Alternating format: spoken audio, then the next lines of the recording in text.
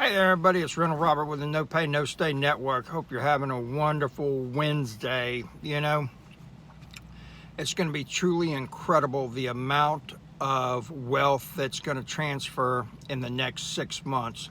It's been huge already. I know a lot of people have hit some hardships, have fallen on bad times.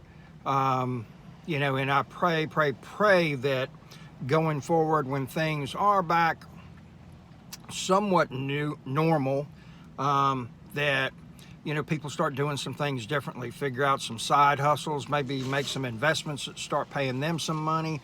But the biggest thing is to lay a foundation, and what I mean by that is to have some savings, something to fall back on in case of hard times. I heard somebody the other day that said that approximately 70% of the restaurants that are in my hometown, downtown, about 70% of them are not going to be able to reopen. They're done. And, one of the things that I've always heard about with restaurants is the number one killer of them is being, you guessed it, undercapitalized. And so what that tells me is, you can start something and basically you start cycling money. You buy $20,000 worth of food, you sell $20,000 worth of food. We'll say you sell, $26,000 worth of food.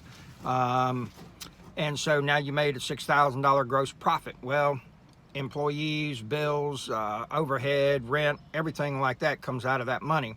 And then we'll say some gets left over. And I'm just using these figures randomly. The thing is that money should be stacked, and you should take a pittance of a salary and put money away.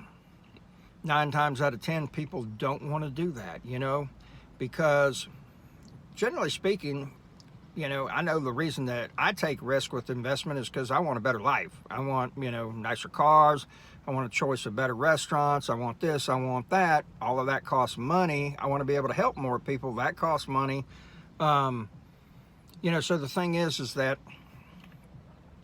you do these things. Well, some people forget that, it just doesn't happen overnight, and because you make $20,000 this month, profit, that, they take that money and they start spending it. And then they start living like they're going to make that money all the time.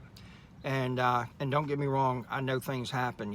I know somebody that had $800,000 in cash in a bank, diagnosed with cancer. Had to go through all of that money to get cancer treatment before they could get Medicaid and Medicare. Sometimes life throws you a curve, and you're just not able to prepare for those kind of things. However, we can do something about it, so to speak, in the regards that we can try to have some type of foundation, like a year's worth of reserves. I know that sounds astronomical, and most people say, man, I don't know how I'd ever get $50,000 or $60,000 cash sitting in the bank. And, but it's possible. How bad do you want it, And the thing is that we make it so easy for people not to do that. And I'll give you an example. I had a lady call me, said, I bought a house, $84,000.